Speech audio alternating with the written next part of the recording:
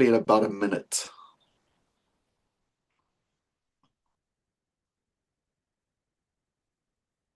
Hi, Jenny. NZ it's 8 a.m. now or 9? No, it's 3 hours. Hey, it's 3 hours ahead. It's 10 a.m. already. We always forget in Australia that NZ is the only it's 9 a.m., 2 hours. It's the only country in the world that is ahead of us in time. I think Fiji is too. Morning, Anthony, nice and early in Sydney. Good day, also Sydney.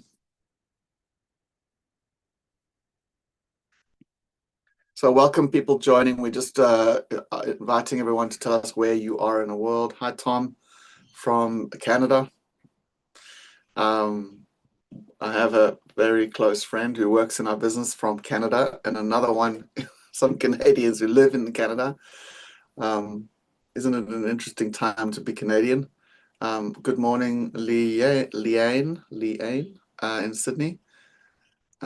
Okay, let's get going. Now, I'm just going to assume you don't know me. I know there's probably several people who do know me. And I'm just going to give you a quick history, so a very quick history, so you understand the origins of this work. So we've been in business for 23 years in Australia, and I've been in this field for now 25 years. And in terms of writing books, the first book I wrote was with Jim Kouzes and Barry Posner. That is, Jim Kouzes and Barry Posner have arguably the world's most researched leadership model. Their book, The Leadership Challenge, has sold over 4 million copies, and it's the most academically researched leadership model on earth, as in more masters and doctoral theses have been written using it. So it's a lot of rigor and research in it, and that formed the basis of our work going forward, particularly from around 2009. And then Mindful Leader was written in published in 2016. And that was a deepening of the Kouzes and Posner practices, the Kouzes and Posner writings, showcasing what great looks like. We also wanted to start looking at the mindsets behind the work and including the shadow work, which we'll talk about a bit today. And then vertical growth, the evolution of our work is about what are the key elements it takes to grow as a human being. As we've seen over the last few decades, there's probably 1,000 different leadership models out there, and it can be pretty bewildering. Most of them are really are super similar. So we became more interested in, but all well and good to have a good leadership model. How do you help a leader grow and improve? And what are the essential elements of that? The term vertical growth also refers to adult development. So if you're an adult development expert or you're interested in adult development, we are in the same tribe. And if you're not, hopefully we'll give you a little bit more detail on that today. That's a broad background. We are now in a phase of we work with global organizations, mostly global organizations, but sometimes small to medium. Usually it's full-scale culture change we're doing, and we've developed an incredible body of IP in the last 2 decades, and we're finally, in the last 6 months, beginning to give it away. We're starting to certify and train people in our assessment and our IP, and enabling them to, for example, if they're mindfulness or well-being experts, how do you actually translate that into a proper organizational improvement? Or if you are a skills-based trainer, how do you genuinely create sustainable change in people? Or if you're an OD HR expert, like how do you actually support genuine shift and improvement of your culture such that you get better outcomes on a range of fronts? Now, what are we going to cover today? We're going to look at the so what of leadership behavior and culture. We're going to look at the green zone, what we call the green zone. I'll explain that in a minute. Leadership traits and the impact. So I promised we'd give you some data, especially if those of you interested in what's the latest data on leadership research telling us leaders need to do better or do well. And then what are the destructive or reactive patterns of behavior, and what are their impact as well? We're going to look at some very recent data, 2 days old data on this subject too. Now, you're very welcome to ask questions in the chat function. Please do. The more interactive, the better. or make insights or comments in the chat function. That can be fun. Unfortunately, this webinar format doesn't allow for you guys to actually put your video on, so it's a weird experience facilitating these things. Let's begin with just a simple story. We have a client in their head offices in Europe, and in 2022 they were making a 240 million USD loss. In 2025 they became profitable. The CEO of that, responsible for the turnaround, would not be regarded as a classic culture person, more of a turnaround, drive results kind of person. And when I asked him, what do you attribute the successful turnaround to, his first response was the word discipline. And what is so interesting about the word discipline is that it implies behavior. It's a set of behaviors, right? That you can say, this is what discipline looks like, which we unpacked. And what's really interesting is that his answer, in effect, was saying we changed the culture of the business. We took it from lack of discipline to discipline. And I tell the story because we've got this very, very simple realization. It's only taken us maybe 2 decades to get to this simple, clear statement that behavior drives outcomes. We're all interested in outcomes when we're running organizations or we're coaching people. And we assert in our work that behavior is probably the single biggest driver of outcomes. Of course, there's market conditions and systems and processes, but they also influence behavior. This is not only true for leadership, it's also true for marriages. Behavior drives outcome. It's true for parenting. Behavior drives outcome. The quality of your health, behavior drives outcomes. So behavior is a big deal. And unfortunately, when we find that we're not as educated as we could be around behavior and behavior change. Before we get into behavior itself, we ask ourselves the question on outcomes. What are the outcomes that we as organizations are trying to drive? What are we concerned with? What's on our mind outcomes-wise? And after, again, a few decades of work with multiple organizations, we've come to formulate this term called the triple goal. And we've recognized that there's 3 fundamental outcomes that organizations are obsessed with, interested in, working towards trying to improve. First is performance. That could look like profitability. It could look like customer feedback. It could look like market share. But effectively, how are we progressing the financial or impact-based results in the organization, and how efficiently are we delivering that? The second is great learning or agility, innovation space. Are we able to reinvent ourselves fast enough to be market leading or to be in pace with the market or to survive?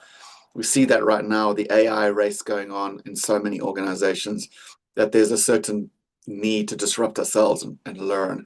That's a big deal that organizations can keep doing that. And last but not least, a happy workplace, happy people, a great workplace. So when we think about the outcomes that organizations are obsessed with, we find that these are the 3 consistent things that they're obsessed with. And then they also measure these things, right? Now, when we look at behavior, we go, well, it turns out there's behavior that actually negatively impacts performance, agility and learning, and workplace. And usually they are set behaviors. They're usually not these massive, sinful, bad behaviors. They're usually lots of little bad behaviors that equal a lot of bad in the end. And our brain, it turns out our brain is programmed to be efficiently repeating patterns of behavior, because I won't get into the brain science of it now, but so it turns out most of our not so helpful behaviors are kind of set in a rhythm, both individually and organizationally, and they're primarily designed to create a short-term result or comfort. And I'll use a very simple example. Speaking kindly to people and sugarcoating feedback instead of being more direct, clear and honest. When we think of it, that simple behavior, we go, why do people do that behavior? Why do they not tell the truth to each other? In favor of what? And then we can immediately say it's usually in favor of comfort. So we want to feel comfortable with people. So we don't want to necessarily stir anything by telling the truth. And then we analyze that behavior and we go, well, how does that kind, nice, evasive, not necessarily honest behavior impact performance? And we can already see, obviously that reduces performance. How does it impact learning? It reduces it. And how does it impact workplace trust? It actually reduces it, and we've got data to prove this. So that's an example of a very simple behavior that erodes performance, learning, and workplace.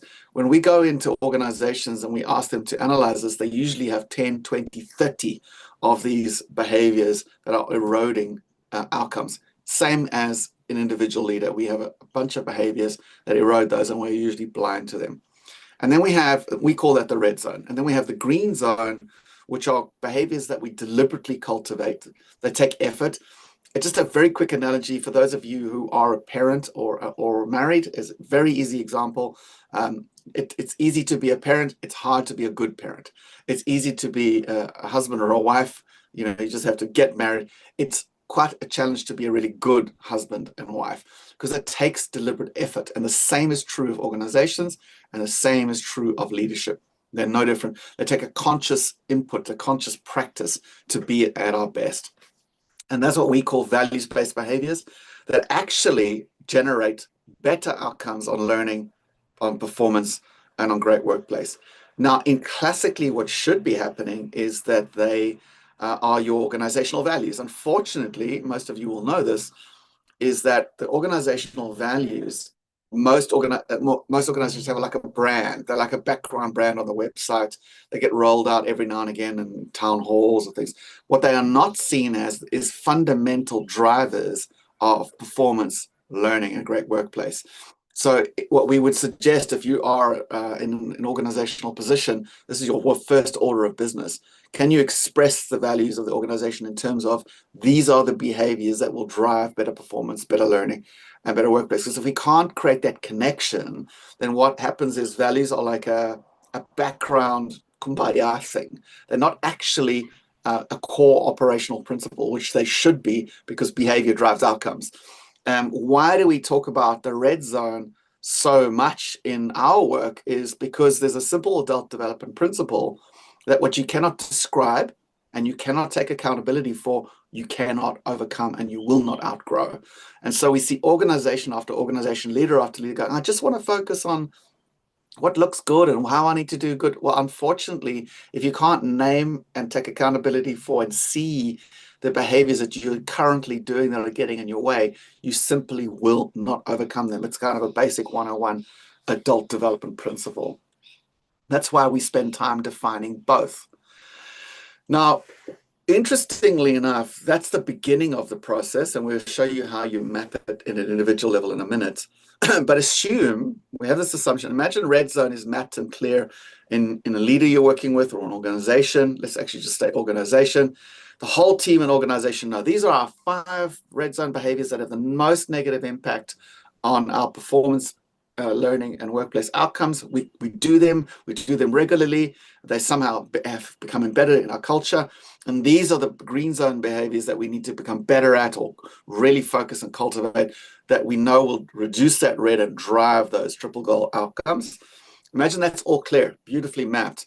Then the question is, how do you reduce red zone and increase green zone? How do you go actually about reducing red zone and increasing green zone, and therefore improving the triple goal? Where would you start? What would you change? What mechanisms would you use? And again, I'd be interested if anyone I didn't do this yesterday, but if anyone in the chat function wants to have a guess, like what would you do? You've mapped it all. Now you've got the blueprint, right? This is our red, this is our green, this is the way we're trying to go to goals wise. We can very clearly connect the dots between this is harming us, this is what we need to help us. Okay, great. Now what? Like, what are we going to do? We've done all the communication campaigns. There's, I don't know, I'm just being cheeky. There's a red zone, green zone map in every office in the organization, or stuck up on people's screens. And so what? Now what? Right? Is the question. And I'm not seeing any venturous answers in the chat function. So again, in the spirit of time, what I'll say is this: having looked at this question deeply for many years, we've come to talk about the big rocks, or think about it in 3 big rocks, and we came to call them the 3 R's.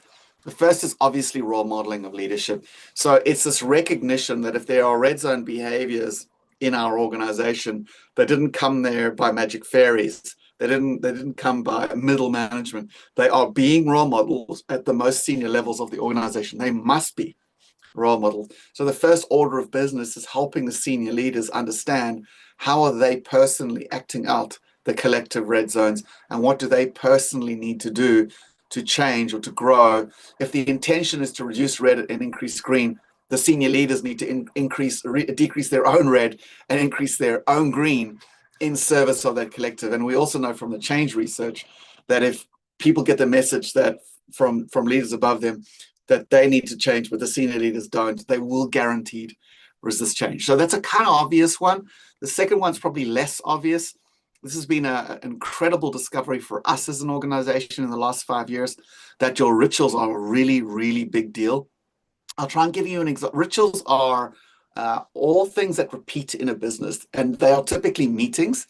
That's the most common ritual. We know culture by its rituals, but it can sometimes be processes. I was with a client recently when they were preparing their board, the deck for the board at their board meeting, like their quarterly board meeting, and they were manipulating the data basically to present the best picture to the board. And I was curious about this, and they said, we've got to help the board feel like they're doing a good job. And it's like, wow, that's interesting. That's a red zone behavior embedded into a ritual. You're literally manipulating data that is not serving performance, learning, and engagement. It's not, but it's comforting people, and it's making everyone feel good about themselves. And it's embedded into the way the organization's working. And the same happens of executive team meetings, for example, I call them show and tell meetings. Most of them are good news show and tell meetings. They're not necessarily robust, honest, accountable conversations that need to happen. That's more green zone behavior. But rituals are a very big deal. And then lastly, rewards and accountability. So unwittingly, other organizations are just not rewarding green zone behaviors. They're only rewarding outcomes. And if there's red zones involved in that outcome, they're kind of ignored. And so ultimately, they're either enabling or encouraging even red zone behaviors through the rewards and accountability system itself, informally. If you don't get all three right, you simply cannot reduce red zone at scale. You may have the individual one or two people changing, but you won't get a scaled shift in your organization. And I'll show you a case study later. All right. Again, please feel free to ask any questions as we go through or make any comments in the chat function. So now we ask the question, okay, let's now map red and green zone, because a lot of our clients would ask us, okay, good, I get it, but like, what is red and green zone? Can you give me a bit more clarity what that means for me? And can you give me some sense of how I'm going? Like, I don't know where my reds and greens are. And so we've designed a sophisticated instrument, an assessment instrument that actually does that assessing, right, on the red and the green. And it also measures, crucially, the triple goal. So it gives everyone a chance to comment on how well is that leader's team performing, manager, peers, direct reports, how well is that team innovating? And it's the team the leader's leading, obviously, because that's the real outcome that matters for leadership. And then how engaged is that team? And so we measure that too, and then we usually connect the dots. Okay, for example, a leader we did recently, they had high psychological safety, but low performance. And we go, oh, that's interesting. So you've got high psychological safety that should translate to high performance, but it's not. And we see this over and over again. And then what we'll typically do is let's go look at your red zone and try and hypothesize why is your score like that. And it turns out it's usually explained in the red and green. This particular leader is incredibly emotionally intelligent, great with people, people pleasing, enabling, passive red zone type of behaviors. And so people really love the leader, but the team's not performing well. Aha, okay, that's incredibly useful information for the leader to understand. So now you need to reduce that to drive higher performance, learning, and great workplace. Again, that's what really matters. So when we look at these practices, I'll just give you a bit more detail about them. And the green zone, as I already said, derives mostly from Jim Kouzes and Barry Posner's original work, The Leadership Challenge. But we've evolved it quite substantially since. And we break it into three main categories. Align. So what does a leader need to do? They need to inspire a vision, clear purpose, clear direction, and they need to have the clear how we behave personally, walking my talk, as a leader. What's my talk I'm trying to walk? And I'm going to lead from that talk, lead from values, right? So I create trust and alignment. That's the first step. Second step, I need to drive results, drive performance, drive the right behaviors, achieve. And we see that as two key pieces. It's driving accountability and prioritizing, and it's also engaging the heart. These two really belong together, because it turns out that to drive performance, you need both give to people a lot of encouragement, a lot of appreciation and reward, but you also need to be really tough. So it's this interesting balance of tough and nice. And we find that leaders who drive accountability well but don't engage the heart well, they don't get good outcomes, and vice versa. You're really good at encouraging people, but you're not driving accountability, you don't get good outcomes. Very rare to get leaders who do both well. Very, very rare. And then we also need to grow our business, our products, our services, change them. That's the whole practice of cultivate curiosity. So it's the innovation complexity space, dealing with complexity. And then it's and learning. And then it's empowering other people. That's growing your people. So growing the business or growing your organization, its products and services, and growing your people. And then it's all underpinned with self-regulation. So that's what we, in the center of our circle, is self-regulation. I'm going to give you some interesting data on this in a minute. Why is self-regulation such a big deal? Why do we not call it self-awareness?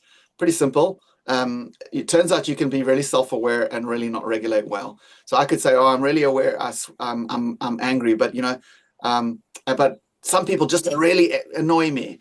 And you go, okay, hold on a second. You being aware, you know that you have an anger issue, then you're doing anger in the next minute. What's that all about? And so we've come to realize, after teaching self-awareness for 2.5 decades, that it's almost like, so what if you're self-aware if you can't regulate yourself? Who cares? And so then we've unpacked it in a refined way. We recognize that the process of growth as a human being requires 3 elements. It requires seeing the pattern of behavior you're in right now with a degree of clarity where you can understand if it's helpful or not helpful objectively. It's then owning it if it's not helpful. So not blaming, not denying, not numbing, it's owning it. And then lastly, it's regulating yourself consciously back into the green. And it's why it's in the center of the circle of our model, because it's such a big deal to be able to self-regulate. In our model, it sometimes looks like I can see when I'm in red, I can own that in red, and then I can regulate back into the green. That's why it underpins the other behaviors. What is the data telling us, right? So here's the interesting part around data.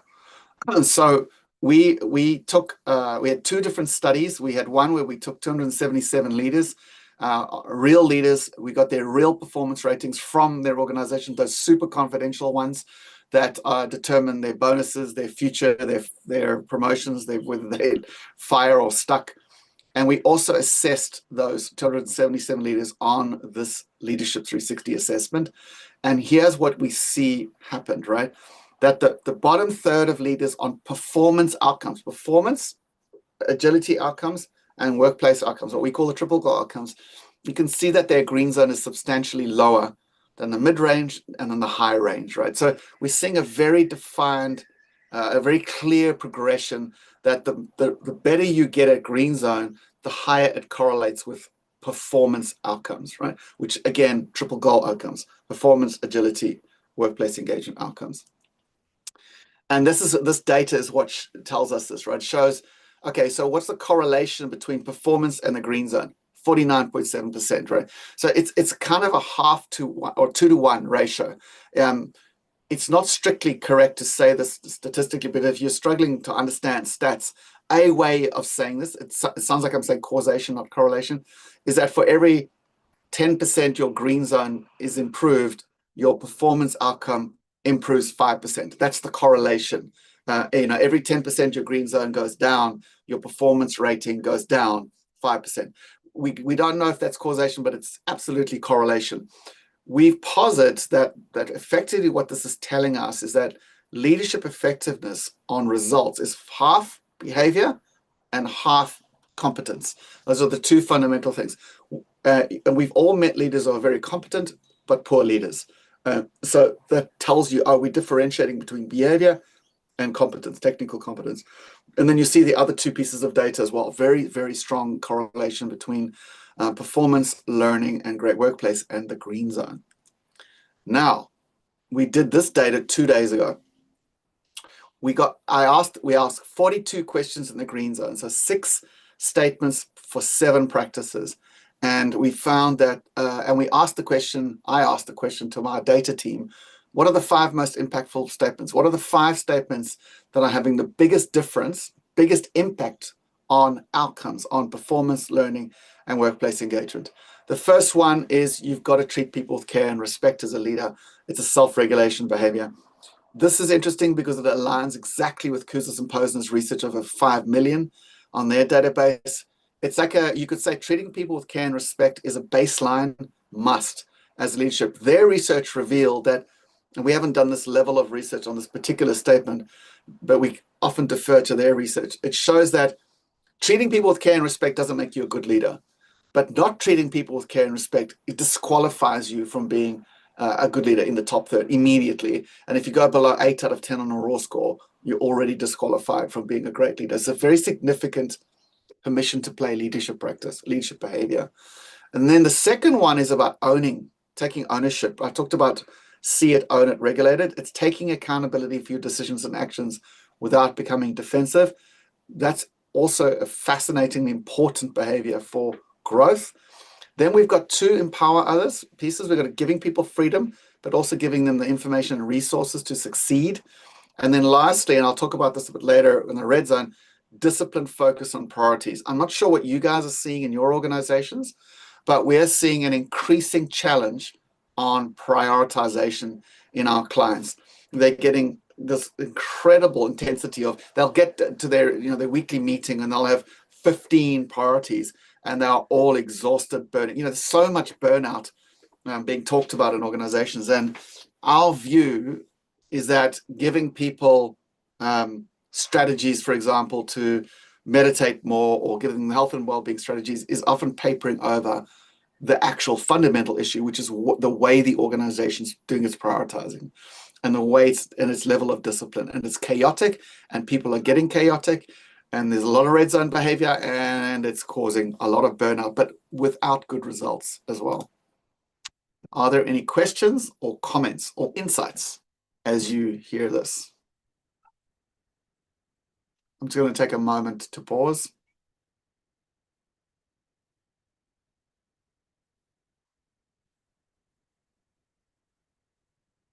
Okay. Assuming no questions. All right. Let's go to the red zone. So we're on a very limited time here. The red zone's quite complex, but I just wanted to explain it briefly to you, and then we'll talk about the data. The red zone's really what we call stress-based behaviors. So there's 4 stress-based responses in human beings and animals, all living creatures, sentient living creatures with, I think creatures with eyes. And they are fight, flight, freeze, and fawn. They are the fundamental stress responses in human beings. Fight is obvious, flight is obvious, freeze is obvious, fawn, or F-A-W-N, means that in a stressful situation, you move towards the person that you're perceiving is stressing you. You try and be nice, right? That's the fawn behavior. And these are stress responses that we've also got Karen Horney's work built into the red zone on how people relate the relation under stress, which is move against, move towards, and move away. And we've also got the very, very sophisticated vertical growth instrument called the Enneagram. And there's 9 personality types with 9 core red zones. And we built that also into this body of work. And then we went ahead and started researching it. What's interesting about the red zone is that at its core, all of our behavior is an attempt to meet fundamental important needs.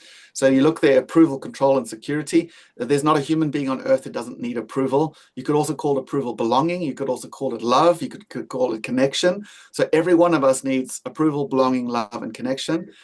Control, we all need control. You could also call control freedom or autonomy or choice. And then security, we all need to be safe, obviously. Unfortunately, what happens, though, is most of our stress-based or stress response behaviors are set in from childhood. They're like we had some kind of perceived stressful situation when we were younger. We then had a compensatory behavior to handle that. And then that compensatory behavior became conditional. And now we do it even when we're not necessarily under stress. It's still a stress-based response.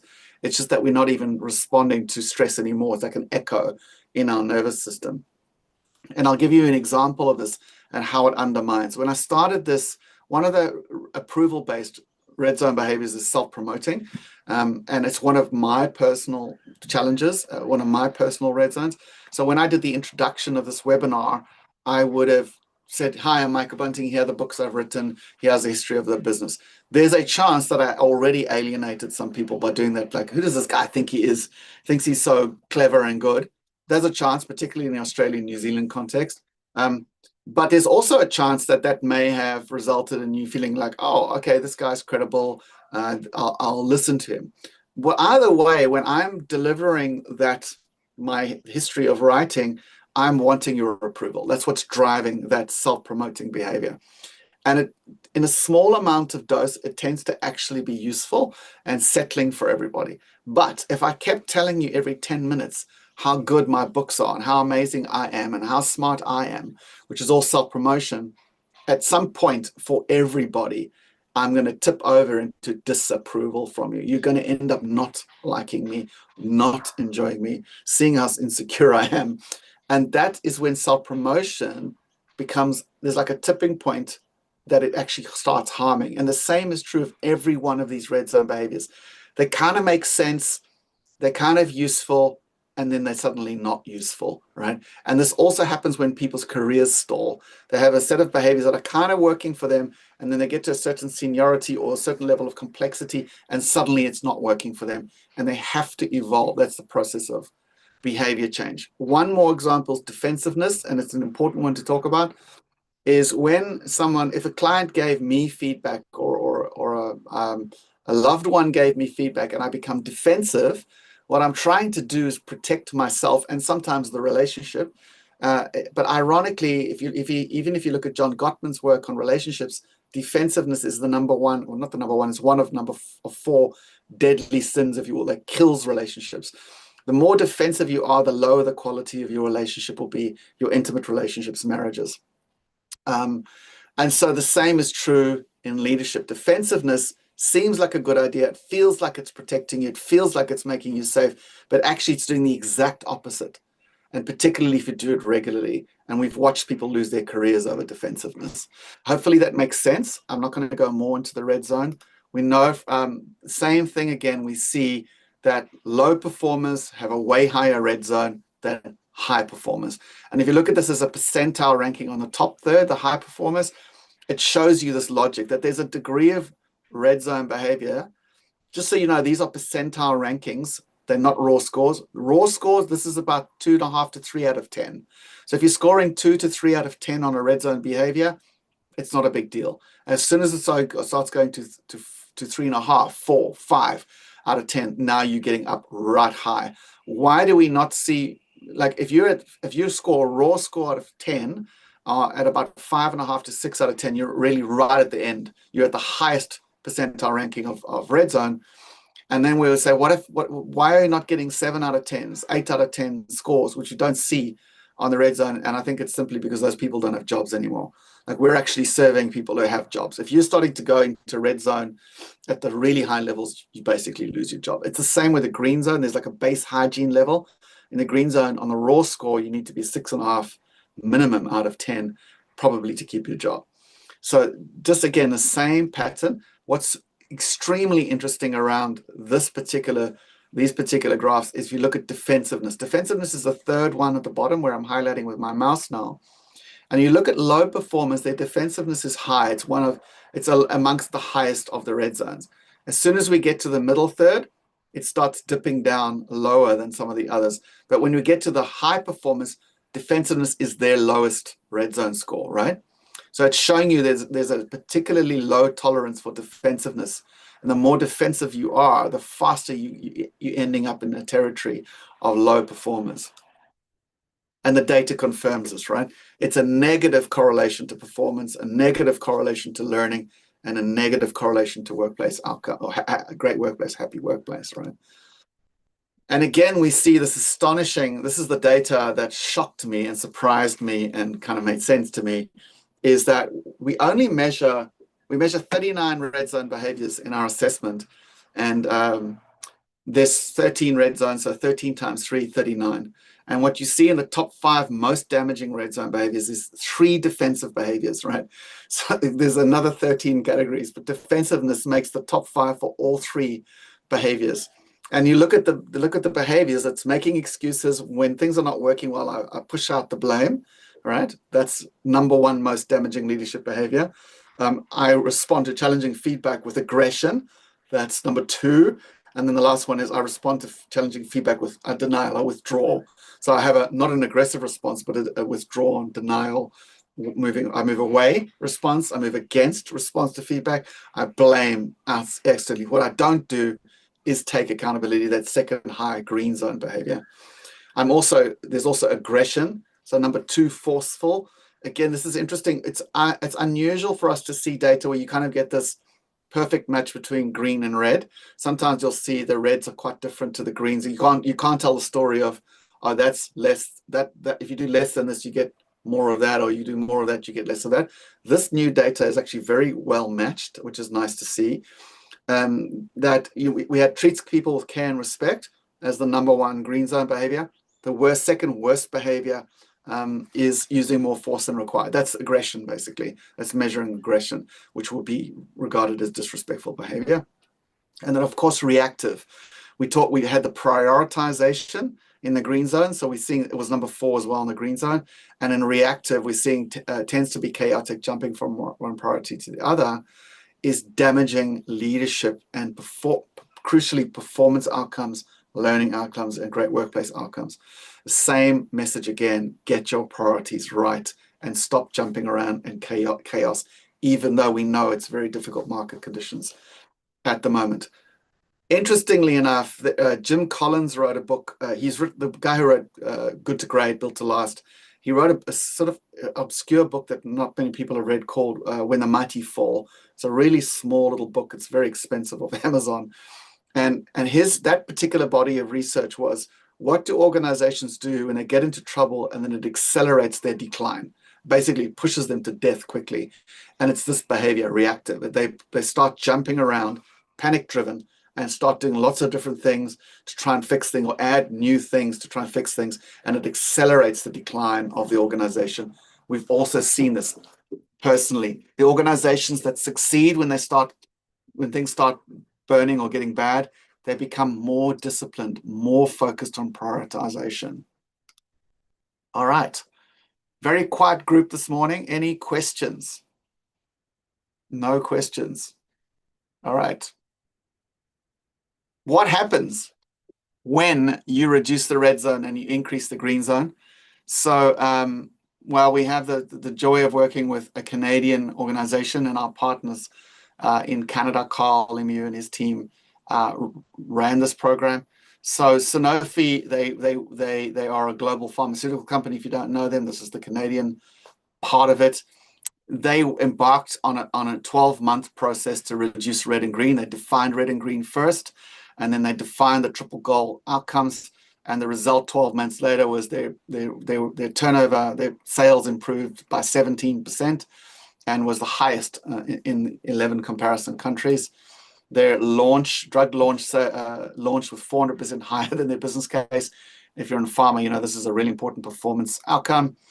They streamlined their priorities. Again, we've got the priority theme from 22 to 7. What they recognize is that in the chaos of 22 priorities, they weren't properly learning as well. They weren't properly innovating. It was just too much activity. And so they weren't giving themselves space and time to actually know and understand the most important things and how they were going and what needed to change and how could they iterate and how could they learn, how could they experiment. And all at the same time, their engagement score went up 40% in the space of about a year. And so they was flatlined at 6 out of 10 for 5 straight years. And then within 12 months, they were at 8.4 out of 10. And they even that engagement score stayed high and even got higher after the departure of the leader that oversaw most of this, because that leader was promoted to a bigger market for Sanofi based off the success. And then they won a bronze sales award, which is unprecedented, it was an annual award, 330 global submissions on what did you do this year to improve your sales. And Sanofi Canada were the only submission around, we changed our culture, we reduced our red and green, and it turns out that drives the outcomes. So that's the example. You can get a sense of how well this can work. Okay, last note, given there's no questions, is we have, thank you, Leanne, no problem. We are launching a podcast. So we're actually interviewing a lot of these exact leaders that have done really well and changed red and changed green. And we're getting the secret story on them. We're also interviewing experts as well on adult development, adult growth. And so this is our podcast is launching on the 30th of September. We'd deeply appreciate if you did sign up now. Just go to Apple, Spotify, YouTube, wherever you listen to podcasts, and search for The Secret Life of Great Leaders. We're pushing the envelope. Even the Vertical Growth book was trying to stop the kind of here's my recipe for success stories, but more like here's my struggles, here's the difficult things I have to work with, here's the difficult things we have to work with, here's the things that no one tell you about when they're not image managing, and here's how we deal with them and move forward. For me, those are the interesting stories that I want to personally hear, like the hero's journey stories. And then you're very welcome to connect with me to LinkedIn if you have not. Julian's put the links to the podcast in the chat function. Whoops, where am I going? And then, are there any final questions? Doesn't seem that way. So, thank you very much for attending. Julian will be sending you a follow-up email, and if you're interested in understanding the instrument, but also the deeper methodology of growing people behind the instrument, we are now, for the first time in our history, running certification trainings. We're actually certifying experts, coaches, OD, HR people in the method so that they can actually take the work themselves and do it. As we're increasingly withdrawing, I am personally increasingly withdrawing doing the work in organizations and rather passing the IP on for others to make a change in organizations. Thank you so much. Have a good evening if you've dialed in from Canada or the North America, and a good day if you've dialed in from NZ or Oz or maybe Asia. Thank you. Ciao.